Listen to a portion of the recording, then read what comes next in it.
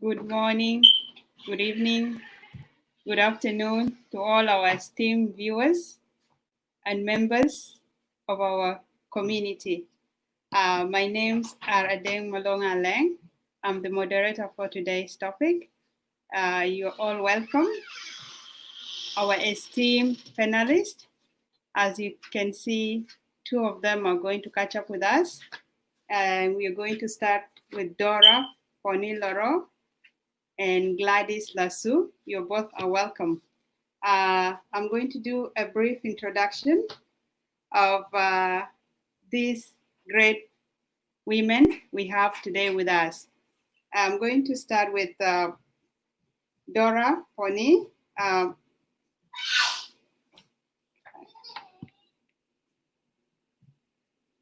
I'm sorry, guys, we've been having problems with our internet, especially on my side.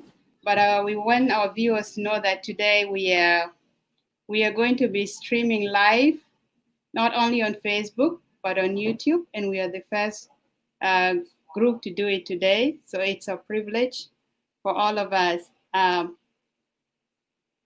Ms. Dora Pony, I'm going to start by introducing you.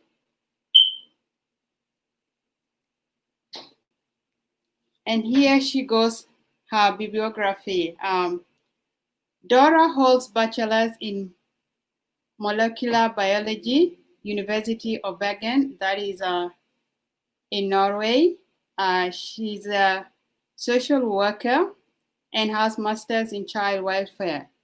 She has over 12 years experience working with immigrant women and their families. She's currently working in Belgian municipality as child welfare curator for an occupied refugee minor. Dora is engaged in various NGO boards and advocates on issues affecting the immigrant communities in her city. In 2012, she was named by Leadership Foundation as one of the top 10 immigrants in Norway. She has also been awarded Woman in Focus by Positive Education in 2010. Dora coordinates Hope Through Education, a project of Sorafism International region, sponsoring education of 9 girls in Juba. She is also a mother of 2 and is passionate about addressing the challenges of cross-cultural parenting. Through her own personal experience and professional skills, she counsels and supports immigrant parents tackle the challenges of parenting in Norway. That is Dora for you. I'm going to introduce our Gladys. And if I leave out some, Gladys will be able to come in and let us know before she answers her question.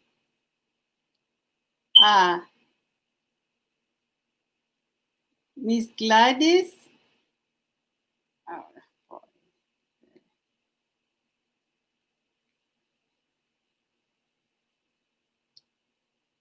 I'm sorry, guys. Okay. Gladys Lasso has master's degree in public health and bachelor's in food and nutrition from universities in the United States of America. That is our USAU back in Nairobi. She has over 11 years of nutrition and public health experience working in the USA, Africa, specifically in South Sudan and Sudan, Asia, to provide health and nutrition. She has worked closely with donors and have extensive managed multiple donor funds.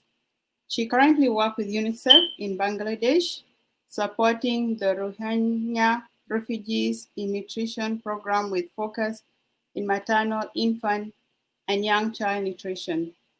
That is Gladys.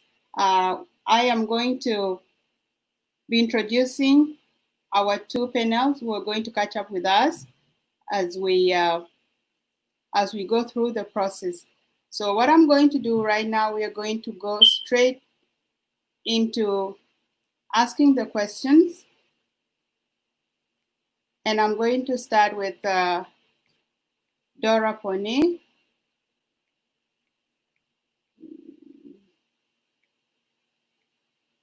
Okay, Dora Pony, meanwhile, can you please start telling us something about your background as we are wait for 2 minutes or 3 minutes for other panels to come through? Yes, thank you for the introduction. Thank you for having me among the panelists. I'm really honored. My background is, as you have introduced, I've worked with immigrant families here in Norway, and it's mostly in regards to parenting and childhood, like in the diaspora, how do immigrant parents cope with parenting in the context of Norway with the backgrounds that they have. As I was introduced, I'm a mother of two, and it has been an important and a passionate issue for me working with these immigrant parents. And in regards to my own experience growing out in South Sudan, I found it challenging to be a parent in a context that was totally different than the context I grew up in. So the issues like this today's topic on childhood education and childcare has been an important thing for me. And I'm happy I'll be able to share my experiences on that. And again, to see how early childhood care and education has a great effect on later life challenges and how it also contribute to the success of individuals as adults. So I think it's an important topic that we're going to discuss on. And I think also talking about issues like interaction, love, how does it affect us like from childhood until the time we are adults. So, yeah. Okay. Thank you, Dora. And on those points, certain things affect the children during their growth. Example, interaction, loving touches, stable relationship, a safe, healthy environment, self-esteem, quality childcare, communication, and play, etc. I have a question for you. Do you think that if children lack most of the above list, how might it affect their decision and action later as adults? Given the list that I've read prior, without one of those, how does it affect them as adults in their later life?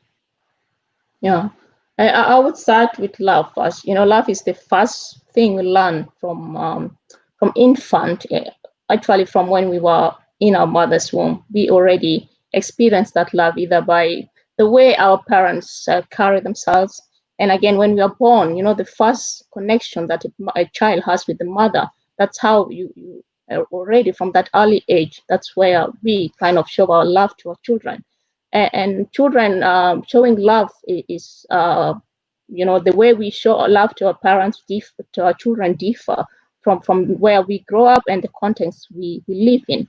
So the attachment of a parent, a child parent attachment at an early age is very important, and it also helps the child in the development, both psychologically and also the physical development of the child, because as the first immediate person, the child, uh, be it the parent, immediate parent, or the caregiver, love is important, and it shows an attachment that also helps the child later on to be able to connect with other people. And in regards to, let me say, stable and positive relationship, these are important because children like they thrive in stable and nurturing relationships and environment where they can like have a routine and they know who to run to when they are in danger and when they need some support, when they need comfort. Then they know that I can run to my mom because I know she's the stable person that I have, and she can give me the love, the care, and at the same time be able to also protect me from any harm.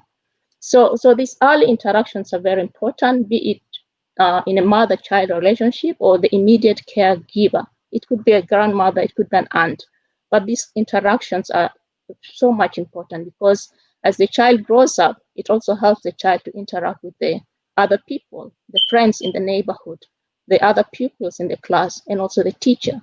So the caregivers or the parents are the very primary people that the child meets at the very age, and that's how the child also learns how to interact with others because they have been shown at an early age how to interact. So it's absolutely important for later life course. Okay. Thank you, Dora Ponni. I'm going to move to Gladys Lasso. It is often believed that parents who reinforce the importance of good nutritional choices in early childhood are more likely to have children who are developmentally healthy. They are aware. They're more in touch with their surrounding. On that, I'm going to ask Gladys a question. What do you think is the importance of nutrition in early childhood development, given the fact that in South Sudan we have a lot of problems to do with nutrition and not having access to enough money, and yeah, you know the issues back home. What can Yeah. you add to that? As we're aware, definitely food is a very essential part of our life for survival. And from food, that's where we get our nutrition. So basically, you cannot end up living a healthy life growing from conception when the mother is pregnant, eating healthy. If she does not eat healthy, it in turn impacts the baby that's born. And as the baby grows older, it can end up having long-term effects on the baby, on the child. So if you look at nutrition, it's very important at this juncture because there you get some specific nutrients that are very important for the growth of the baby until they end up being adults, and also our mothers. So when we look at our context in South Sudan, where of course there's times inaccessibility to food and also access to diverse, healthy, nutritious food for them, you end up seeing that there's high prevalence of malnutrition in the country. And, malnutrition actually is linked to poor brain development in a child. So if you look at the first 3 years of a child, it's known that that's when the brain develops so rapidly that as parents or caregivers, if you miss that opportunity of being able to have your child eat well-nourished food, it ends up affecting them long-term. In nutrition, we call it stunting. And stunting basically is a child who is too short for their age. You'd find maybe a 2-year-old child, when you place a stunted child, when you place them with other children of the same age, they end up being shorter. And this ends up affecting their brain development, which anyway, with the second question, we'll get in depth on relations to brain development and intelligence and all that. But just in a nutshell, this does affect how that baby ends up growing and in turn turns into a healthy adult and being able to live a very healthy life. And it also linked to even their socioeconomic status, which we'll get into when we talk about the intelligence aspect of it. So I'll just give a brief overview here of the importance, but I will link it with the intelligence aspect in the next question. So without nutrition, basically, currently what we also do as nutritionists, we're not just looking at nutrition in countries like South Sudan and other countries where I'm currently working in Asia with the refugees, because it's pretty much similar context. There's inadequate and inaccessibility to nutritious food. What happens is we're actually trying to integrate early childhood. We call it care instead of education. So we call it early childhood care and development, integrating it into nutrition, because what we've realized is, apart from proper nutrition, these children also need care, stimulation, and the caregiver also have to have good emotional responsiveness in the process, which we'll talk also. If there'll be more questions coming, so I can link how the mother interactions and the baby affects the feeding and also affect their final nutritional intake, which then affects their development as a whole. Thank you, Gladys. On that, I would like you to add, by giving us 5 characteristics of child development. So you can expand more on that, please. Yeah, maybe just to expand on that, if when you're linking the child development to this, there's 5 different areas that has to be looked into. Of course, there's that physical development that we all know. A child who is well fed, is likely to grow. So you're looking at the physical aspect, their size, how they're growing, are they, and there's also milestones in the process with this. When we look at stunting, now we're linking it to the physical aspect. You'd find this child looks healthy. The child will not actually look thin, because with malnutrition, we have the acute malnutrition and we have the chronic. So the stunting falls under the chronic. And with the chronic, it's actually a long-term kind of malnutrition. It's over time, it's cumulative. If this child does not eat well, and by the time they reach 2, it affects their cognitive development, which then further, you'd find this child very short for their age with time. And so it affects the physical aspect of that child. So I'm just giving example, also linking to those characteristics. So I talked of the physical development. Linked to this, there's cognitive development, where I just mentioned that this child's brain development, the cognitive aspect is likely to be poor and inadequate, which then affects that aspect of school that we will discuss in depth with. And along with that, we'll look at the sensory motor. With the sensory motor, we're looking at how the child's able to start moving. A baby being able to root towards the breast after birth. The baby naturally, so there's this video usually that we do when we're training women who just give birth, and also breastfeeding women. The mother when a mother gives birth, she just lays down. You don't actually put the baby on the breast, but you put the baby close to the breast. But due to that smell, that sensory aspect of the development, you'd find the baby rooting towards the breast, and they would find the nipple and actually suck on the nipple. So that's a part of the development now when we're looking at the sensory aspect of it. Then we have the language development. Of course, as the baby is growing, you can end up seeing the baby smiling with time, the baby being able to talk or cooing, how the baby noise that they make, the language in the process. So it's a part of the development.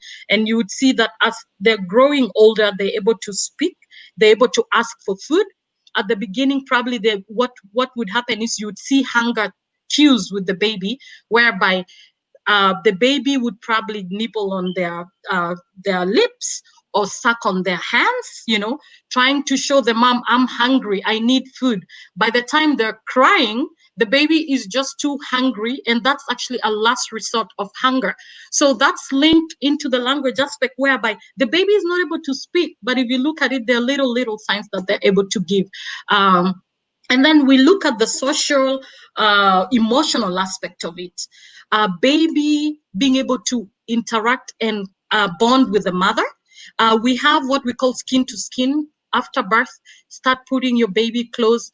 Kangaroo, put the baby close to you, like to bond, because then if you're having the skin to skin, you end up bonding with your baby. So that aspect comes, and the baby feels secure with you as a mother and feels loved, and the mother smiling back and being able to interact with the baby, and the child as they grow, being able to read them books, even though they can't talk. This building that social-emotional aspect of it. So those are some of the 5 characteristics that we're linking it as a general in development, and I'm trying to also link it into nutrition and how it's linked. Thank you very much, Gladys. I will come back to Dora, and given what Gladys have just touched on the characteristics, what do you consider as poor parenting regarding a negative factor in child growth? What is the poor parenting? Yeah. Given that all the characteristics Gladys has just mentioned are met, as a parent, you are to meet the basic needs of the child, including giving them the nutrition that they need to be able to grow and develop the way they should. But then it's again this, like a child at a younger age, the stimulation from the mother or the caregivers is very, very important. because in stimulating a child, and the child develops in the stages that it's supposed to go, be it psychologically or physically, because an under child will supposed to go through. Like for example, that said, give signs to, like, they want to eat, they might cry, and as a mother you should be sensitive to the signs that the child sends out. A child cries out, then you have to find out, is the child hungry, or maybe needs a change in the diaper, or maybe there's something else that is kind of making the child cry. So being a sensitive parent is very important, to be sensitive, to be able to read the signs that the child gives out. And again, in interacting with the child, we have talked about the touch, the loving touch. We do that a lot by carrying, a mother carrying the child either on the back or, yeah, singing to the child. That shows love. But then again, it's the emotional needs of the child being met, like talking to the child needs emotionally, and in a way that to be able to understand what is going on with the child. Like a child that is able to articulate its needs, then it's easier for the parent to understand. And back home, like when we grew up, we had many caregivers, like including your own parents. Then you have your aunties, you have many people around that could be able to meet the child's need. But the closest person to the child who can be able to psychologically meet the child's needs in a way that be able to understand what the child needs, how the child reacts to fear. When the child is scared, who does the child run to? If the child runs to the parent, can the parent comfort the child? Or is the child more comfortable with a sister or an aunt? So as a parent, we have to be there for the child, both emotionally and physically, by meeting the needs of the child. But again, for them to be able to understand the feelings that they have, be it fear, be it feelings of confusion, that we'll be able to address them, and according to their ages, because a 2-year-old would understand things differently than a 6-year-old.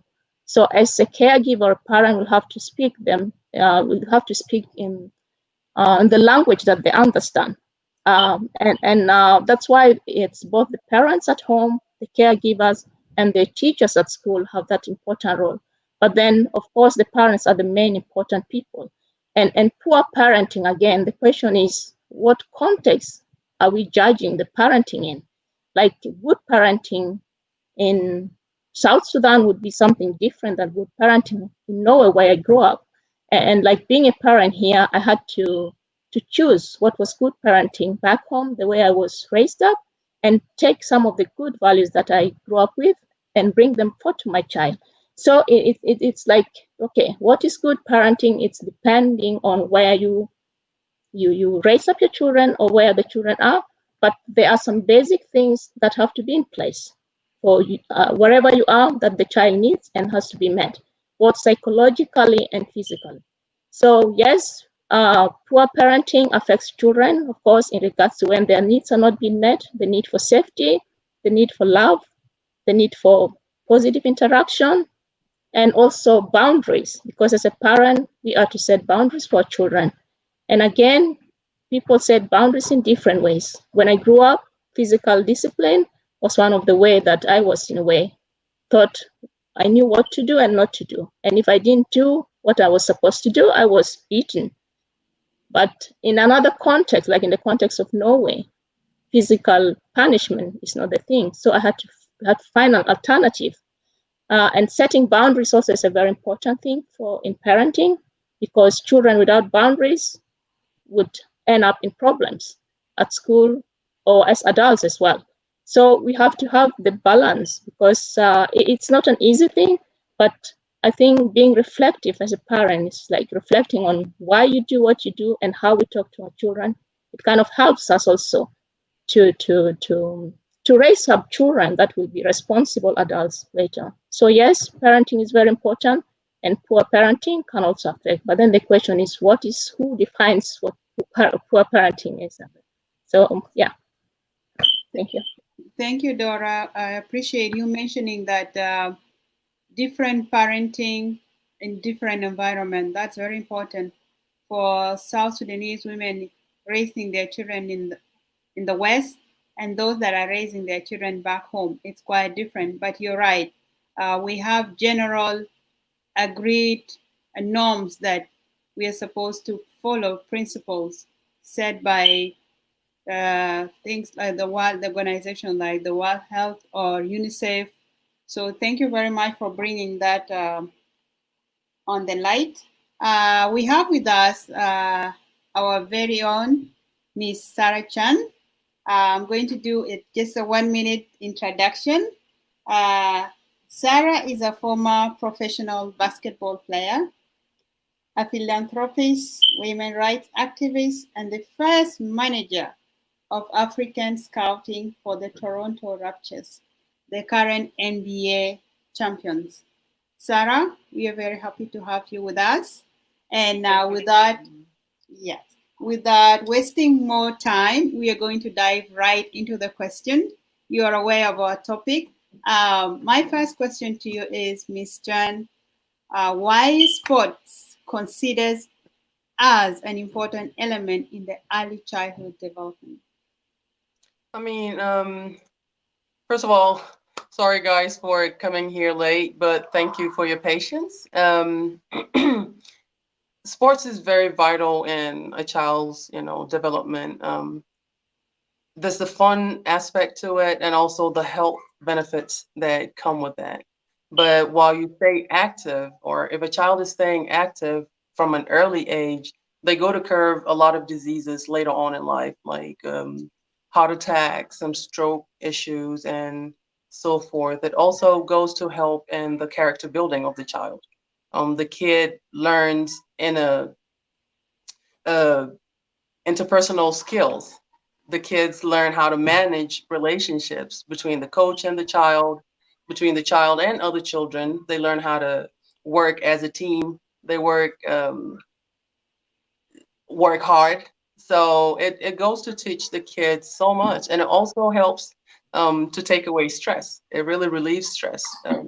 While you're staying active, the part of your brain that regulates mood releases some happy feeling, chemicals, and that goes to help, especially curb a lot of anxiety issues, disorders, and so forth. So it's really, really vital for a child to start playing sports or be involved in one way or the other at an early age.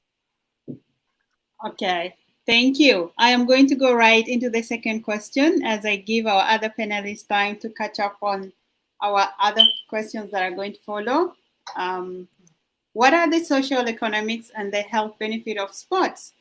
Because I am asking you this and to elaborate more, the concept of sports in our country is still pretty new, as we all are aware that a lot of systems, regulations have to be put in place.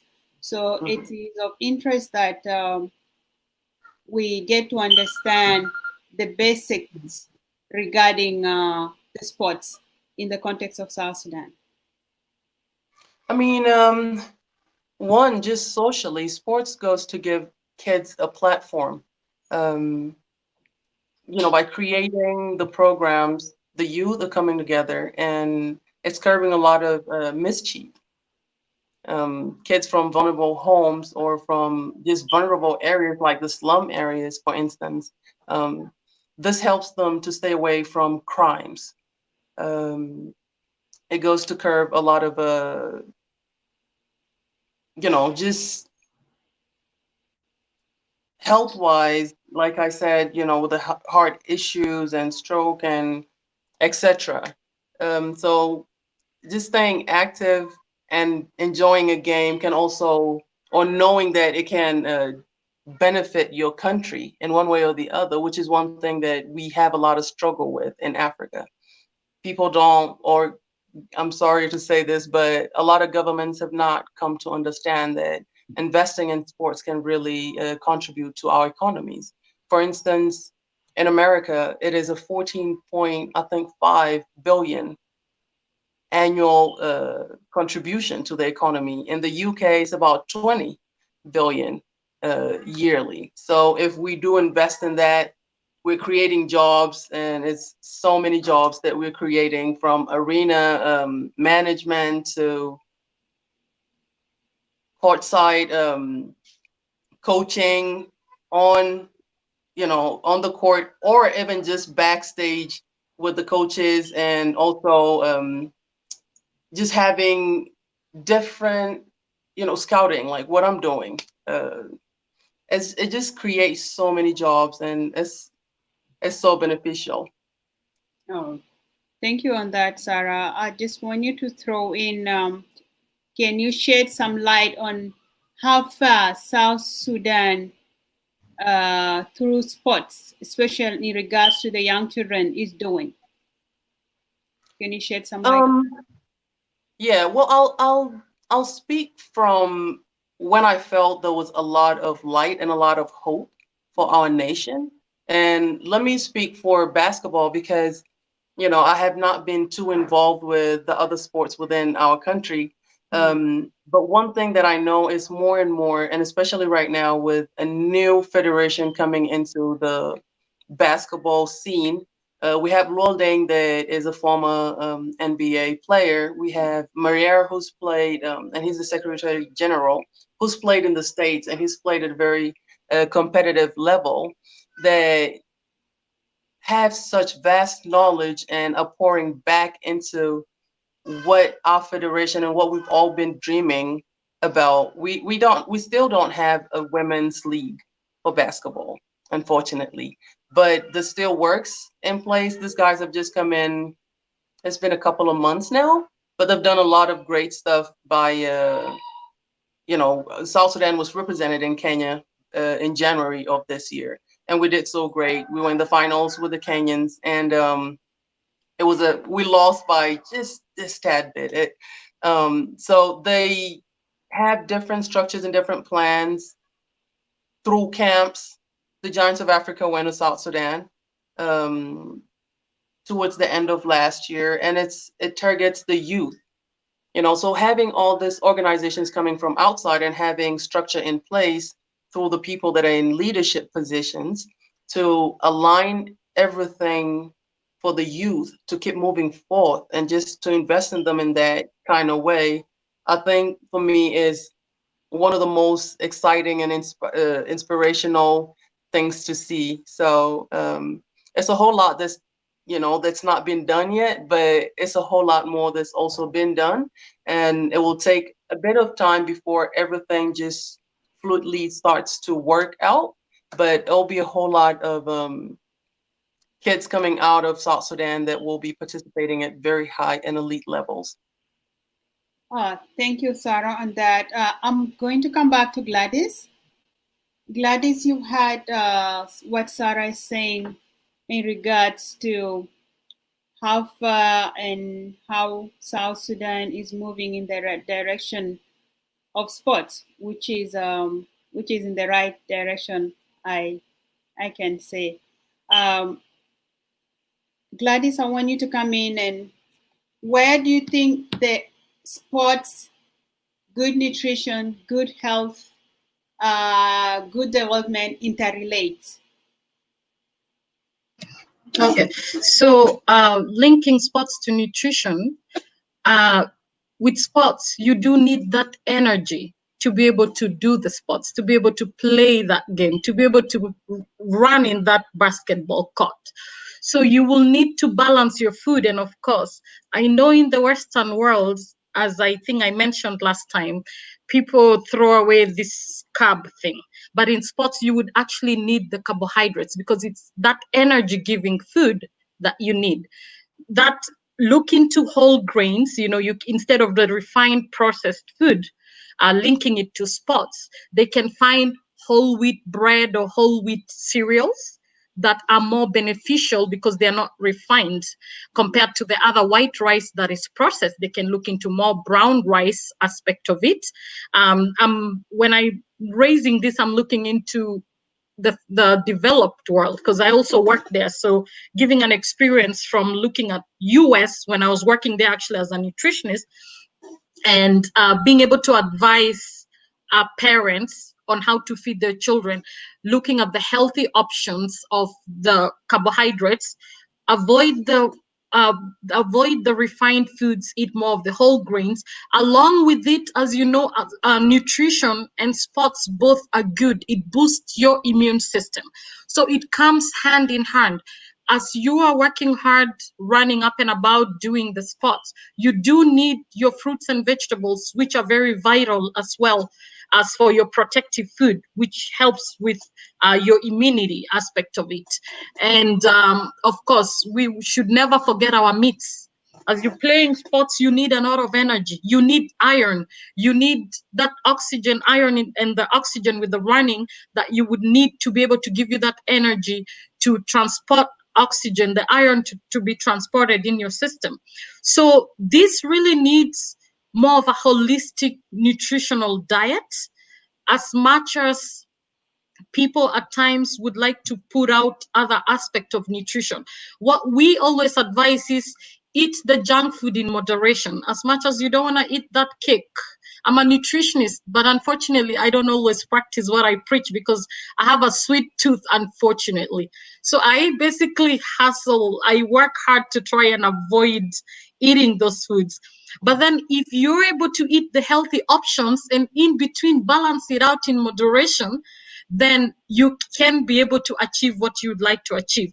Of course, lean more on the white meats. If you look at the white meats, you're looking at things like the fish, chicken, turkey. They're more healthier versus the red meat, which at times is linked to cancer, that people should look into. Your legumes, your lentils, your beans, and as I always said, the more the more a colorful fruit or vegetable is, the more nutritious it is, and the more the antioxidant it has.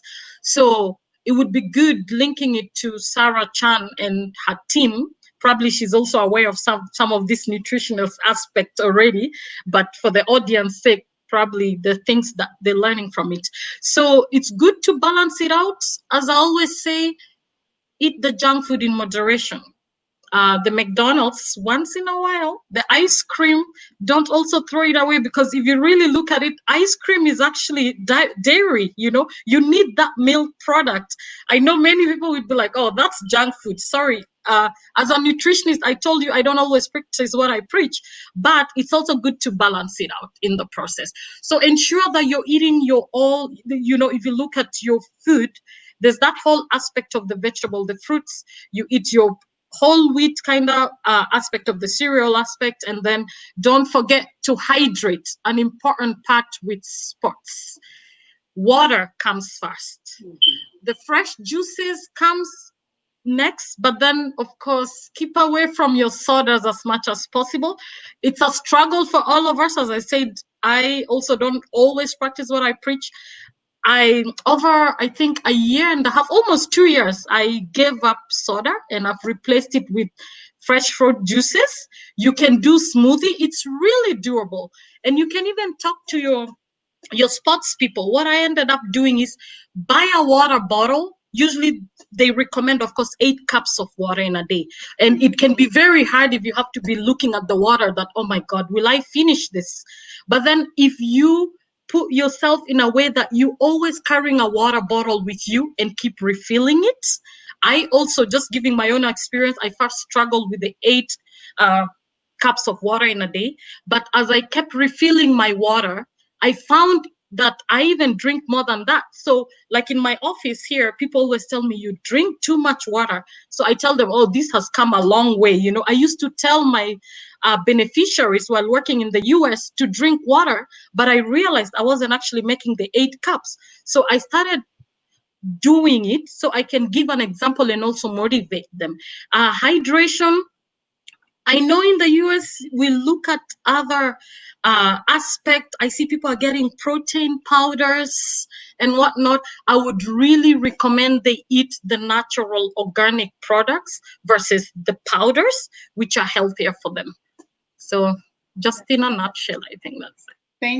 Thank you, Gladys. You have beautifully expanded on that point. And of course, we are very lucky back home that we can boast of all our foods being organic back in Africa. All we have to do is have resources to access those food. Otherwise, we are very lucky as Africans in that context. I would like our viewers to know that we are trying to bring in Honorable Aya Warile, the Minister of Gender, Child, and Social Development. She's at the backstage, and as we all know, the internet sometime in Juba can be very unreliable. So bear with us. Hopefully, she'll be able to join us before our time is up. But otherwise, that is the situation we are having right now with the Honorable Minister. We are going to move into our questions, and as much as we've talked about sports and we've talked about the nutrition aspect of it, I would like to come back to Dora on the environment, the learning environment especially, because the whole center of our discussion today is about early childhood and education. Dora, can you please elaborate how the environment, the classroom environment, affects our children when it comes to learning?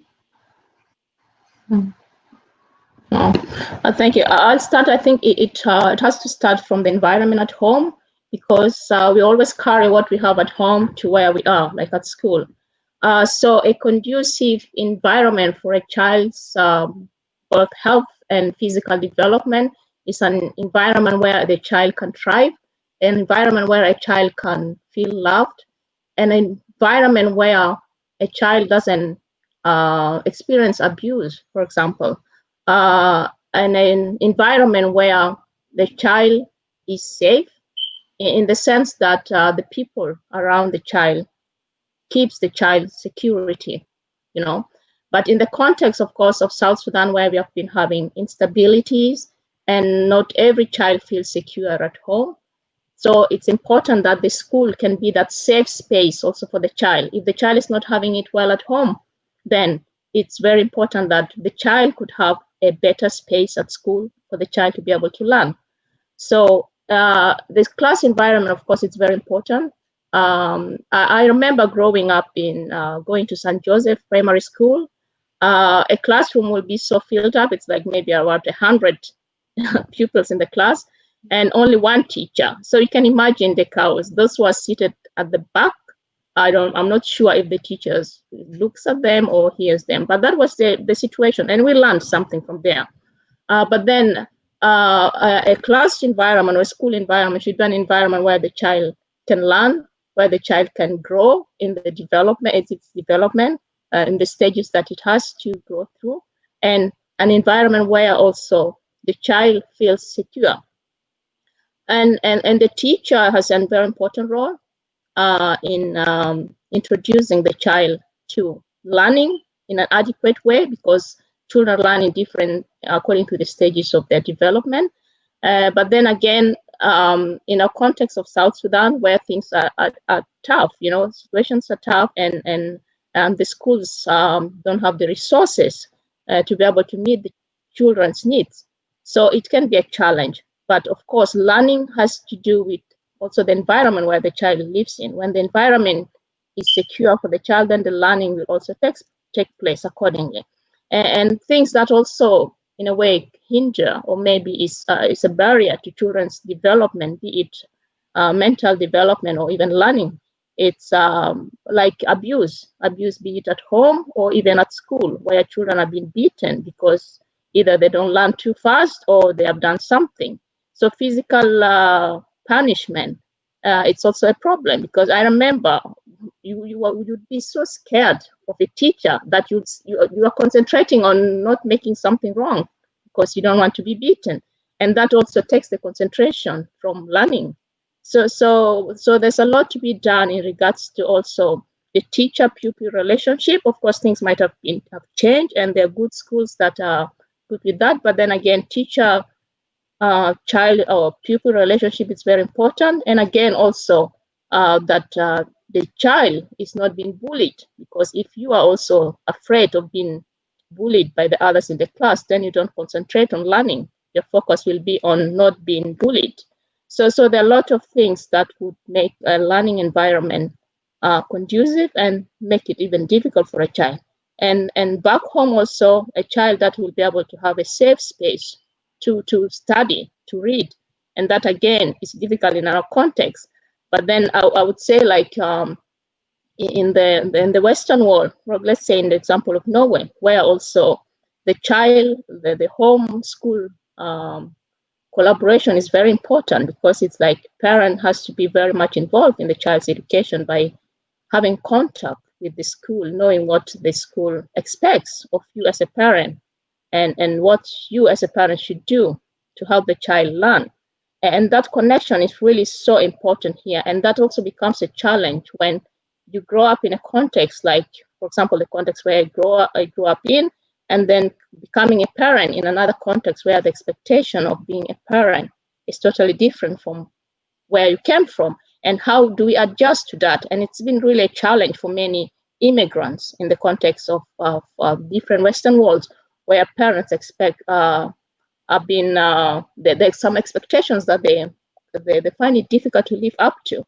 And that's where again the social welfare comes in. No, the child welfare comes in, because in regards to how we treat our children, how we give them our care and support, the child welfare also has a word on that. They have to say on that, and how you treat your children, how you help them to get their education. So in this sense, it becomes like we have other people that also have their voices in how we raise our children, and what they also expect us to do in regards to meeting the needs of the children.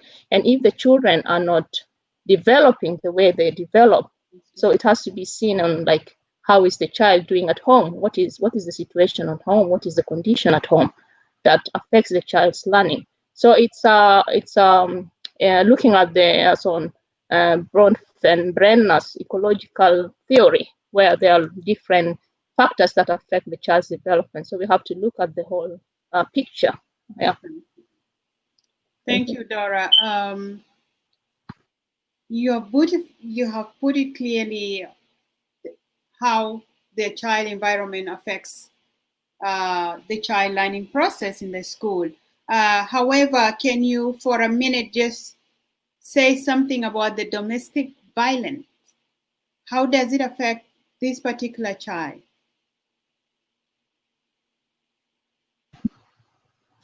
Yeah, domestic violence is it's not good, be it directly on the child or indirectly by a child witnessing the parents maybe fighting or witnessing violence around, because it kind of affects the child development in a way mentally, because like a child that doesn't speak or sees their parent always fighting, the child could think maybe there's something about me, or it's me who's the problem, or why are my parents fighting, and they could internalize it among themselves. Most kids wouldn't like voice it out and say, I don't like what you're doing, but then it affects them because they can show it at school by either being aggressive towards others, and they're so problem solving also behaviors, because they wouldn't be able to solve problems in a right way. Instead of solving in a good way, they end up fighting. And a child also that is beaten would learn to solve problems by fighting or beating other children. So in many instances where children experience abuse, either be it directly like they are beaten at home or they are sexual abuse, it affects them either directly or indirectly. In some years, you'll see that they have been affected by the way they also behave towards their peers or their friends. And in later life, it can also affect their relationship, be it with friends or in their own marital relationship. So yeah, violence affects children directly or indirectly. So sometimes people would say, nah, but it's us only fighting, not the children, but they hear what has been said. And psychologically, maybe sometimes they're not beaten, but the words also, how we insult our children, we call them names, these are also as bad as beating them. So it affects them both psychologically and physically, because when you're beaten, then you feel the marks in the body, but then mentally you internalize it and you think there's something about me, I'm not good enough, and it affects your self-worth. And that's bad. It's like crushing our children's spirit. Thank you. Thank you, Dora. Appreciate your input. I'm coming back to you, Sarah. I would like you to share some of your personal, emotional experience with our young viewers that are watching with us today that are of school going age, or some of the women that are still in sports, are playing sports, or young people that are striving to join in the sports world. What can you tell them? What footprints, or what should they do so as to succeed beyond what you did as Sarah Chan? First of all, I'll say believe in yourself. And anything that you intend to take on, just believe in yourself. The sports industry and the work within it is just like any other job. You need the self-motivation, you need to be driven and be focused and just work hard without any supervision, and just have a sense of time management. It is very possible, and honestly, if I could do it, I think all the kids in South Sudan could do it better. And I can't wait to see more and more, especially women, young girls coming through to take such positions. But relentlessly continue to pursue your passion. Um, it comes from within. It comes from within. So just believe in yourself and go for it. We need more and more to come. It's not fun to be doing this on my own right now, you know.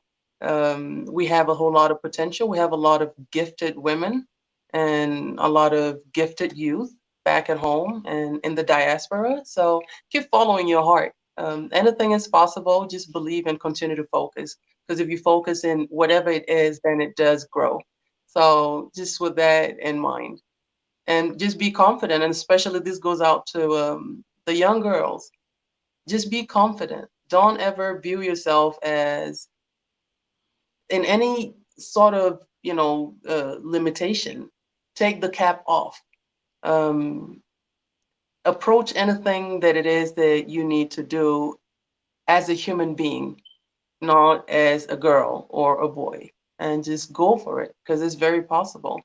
I bet you've had so many achievements so far. So if sports is what you think you possibly want to pursue, then kindly do. I can't wait to see more and more South Sudanese take positions in that. And for, how I got there, there's no blueprint really. Different passions or different things will lead, and different connections as well will lead to different parts of the sport. So just follow what it is you feel convicted. And sometimes you might not even know what it is that you think you want to do. A lot of people don't know. I didn't know when I was coming into this. I just really fell in love with the game, and because it was my safe haven when I was playing the game. It took my mind off so much, and it became that place that I craved to go. I fell in love with it, and I started to do what I could, and it started to work for me. I got scholarships out of it when otherwise we wouldn't have afforded some of the schools that gave me scholarships to go to. I've traveled to different places to play for different teams because of the sport, and now I'm working in the industry. So it's all about taking one step at a time and taking it a day at a time and continue to relentlessly pursue and just not giving up. Okay. Thank you, Sarah. I appreciate your input on that. We are running out of time. Sorry, we started a few minutes late with the internet difficulties. We still don't have a honorable minister. That means she her internet have failed her. Very unfortunate. We hope to see her next time. With the few minutes that we have, this is a topic that a lot of people don't talk about, especially when it comes to Africa and the cultural aspect of it or the cultural context. Special needs children. This question goes to all our panels. Anyone who has an answer or a contribution, opinion can jump on this. What do you think? How do you think the society can be more supportive to those children with special need? Gladys, do you want to say something, or Sarah? Go ahead, Sarah. Okay. Well, I'd say, in the instance of South Sudan, we don't have a lot of facilities that actually are wheelchair accessible and, accommodating of the special needs children and just special need individuals as a whole.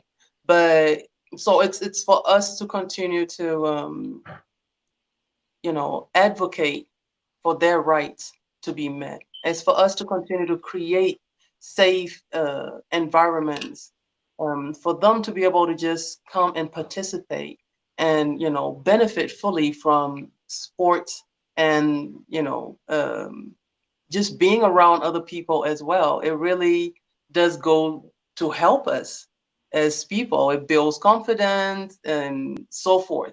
And to be encouraged. We need to encourage more and more people to bring kids that have special needs. Disability is not an inability. So we need to encourage people to bring these kids along, and we also need to sensitize our community because there is just so much stigma around, for instance, sports and this special need kids or so forth. It's like they're marginalized. So I think it's a collective responsibility that we continue to educate ourselves and we continue to unlearn a lot of misconceptions and continue to encourage these kids and give them a platform to be able to participate. I mean, there's levels to the Olympics where they could be able to participate and be gold medalists, and because we believe in that, we should continue to bring them along. Thank you, Sarah, on that. Gladys, do you want to say something? Yeah, maybe just to link, of course, nutrition into special needs. Something that can be looked into is parents taking time and giving attention and being responsive during feeding, which can be a very big problem. If the child has special needs or is disabled and is neglected, so this child's likely to be very irritable, very moody, not willing to, interact with the rest of the children in the house. And in turn, they're likely not to even ask for food. They might be hungry, but in the process, because they're neglected, then they would stick into their corner or into the room, which then the parents probably are also stressed, or the caregivers. So special kind of attention needs to be given to special needs children, or you might end up finding that they end up being falling into malnutrition because they're not well fed in the process. Something else with care, paying attention to them, their health, and being able to play with them, stimulating them, and also them feeling loved, giving love to them as parents, and equally giving attention to them like the other children, being able to communicate with them, touch them. It would at least make them feel more as a part of the family versus, at times in South Sudan, if a child is then a special need child or a disabled child, they are forgotten about. You would find this child locked up in a room and not paid attention to, probably not eating the home food that everyone eats. So parents need to really be very sensitive to this aspect of it. And there's also some linkage in some of the micronutrients like iodine during pregnancy, deficiency of that can end up leading into cognitive problems. And also iron and folic acid during pregnancy can end up leading into things like the neurobifida, which then affects the back of the child, and they may end up not being able to walk because of their what is it called? Because of their vertebrae at the back, they're not able to be a normal child. So these are aspects too. Women need to ensure that they're taking their prenatal vitamins in case they're not eating enough of the iron folic acid or supplements or the food. Then at least with the supplements, they're able to cover the needs of that would affect some of the neural problems or even some of the cognitive of the brain damage that can be caused in fetus at the stage of the fetal stage, which then when the child is born, you may find a child who then has a problem with disability. So of course you cannot control everything through having complete nutrition, because there might be a genetic linkage to this, as we're aware of. But in general, it's very important to also pay attention and for them to feel loved and be a part of the rest of the family. Yeah. Thank you, Gladys Lasso, for that point. Dora, you want to say something on this question? Yeah, I'll just add up to what Sarah and Gladys has already said, but then it in regards to stigma, because that's also something that makes it kind of difficult for these children to be integrated into the communities. And in regards to kids, for example, with autism, I think it's important that we have the school system that will be able to integrate them, that they'll be able to learn also and be embraced as equal partners or equal children in the communities. So we have a way to go, but then again, it starts with accepting these children as important parts of our families, giving them the love that they need, embracing them, and then looking at that they also have the right to education, they have the right to life, they have the right to be loved as equal like the other children. So we have a way to go, but then, yeah, we should also, the government, of course, should be able to put things in place for children with special needs, education or centers that they could be able to have activities as well. Thank you, Dora. I will ask you your last question, but not the least. What will you recommend, or if you are in a situation where you are able to make a difference in South Sudan, how will you create a positive and safe learning environment for our children in South Sudan context? You're asking me? Yes. Okay. Yeah. I think it's a collective responsibility. Starting, of course, with empowering the parents and giving them the resources that they need to be able to be the good parents for the children, and in collaboration with the schools as well, because learning happens not only at home, but where the children go to school.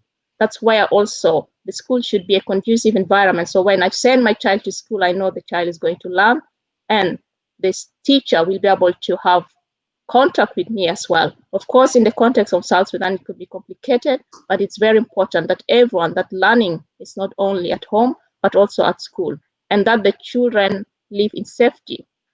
And the abuse that most children go through, it's very detrimental for their future. So if we could all learn to other alternatives instead of beating children, for instance, then we would be able to come a bit longer way. So yeah, my passion is to work with parents and children. So that's where I would start if I should. Yeah.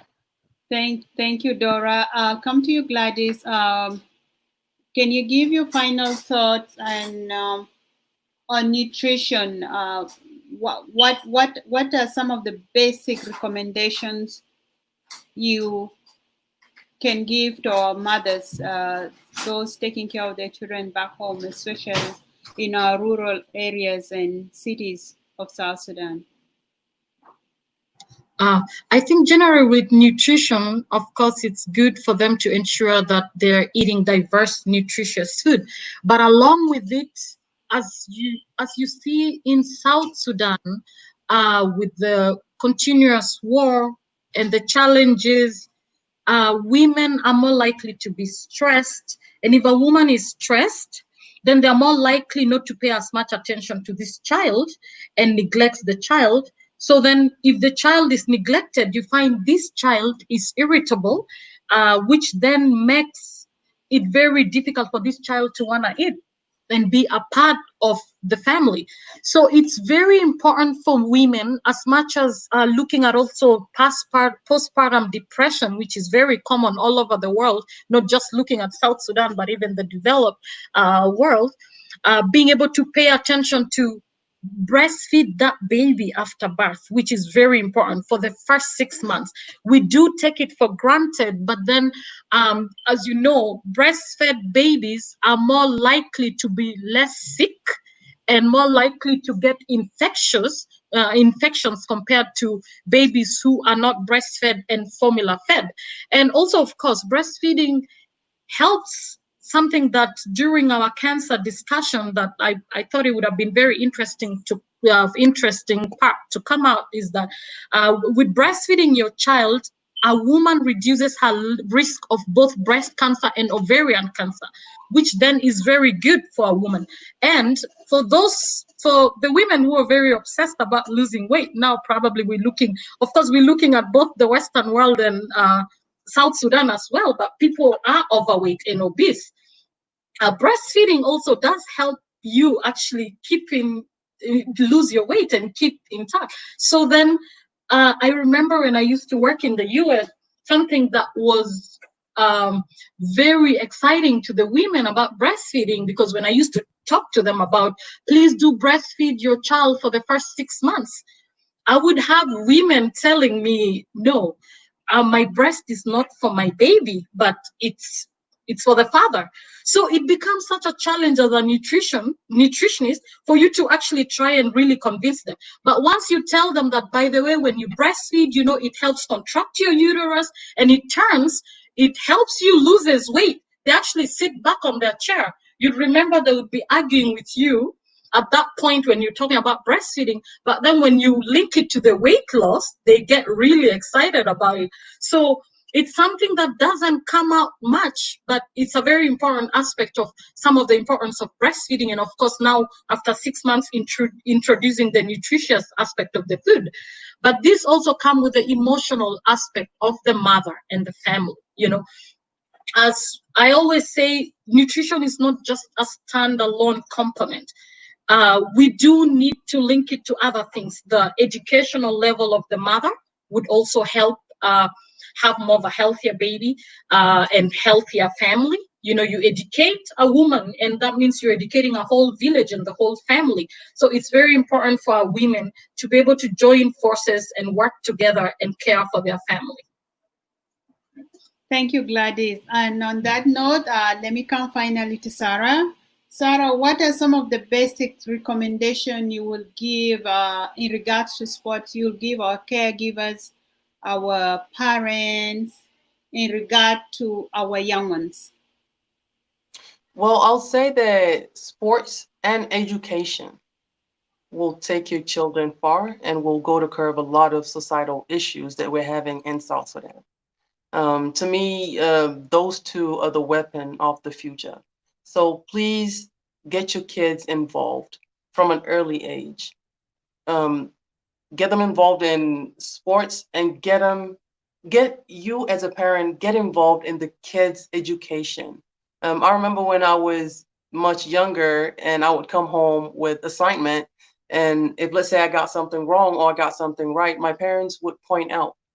And that made me have to pay attention more to what I was doing, and it made me have to care more about the work because mom and dad care too, right? So please support your kids and emphasize the value of education, but also, just the impact of education and sports in your life as well. Because once you stay active, it really does enhance the academic performance as well. So those two go hand in hand. So kindly continue to support your kids through school and continue to be so involved in their lives, because it's more than just your family. What your kids do is beneficial to our country, is beneficial to our continent. And as we all know, there's so much need in Africa, and that can go to curb a lot of issues that I think we have. Thank you very much, Sarah. We have come to the end of our discussion. I once again apologize for the internet interruptions. Honorable Minister was not able to join us today, but we hope in the future she will participate in our upcoming discussions. I want to thank Dora, Gladys, Sarah for your time, for sharing with us your experiences. Thank you very much. Thank you. May God bless you all. Thank you all our viewers. Thank you. Radio. Continue to join us and as we learn from each other. Thank you. Thank For you. the platform. Thank you.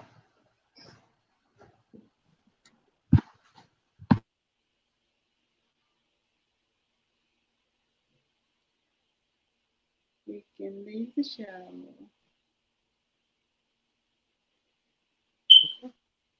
I think we can sign ourselves out.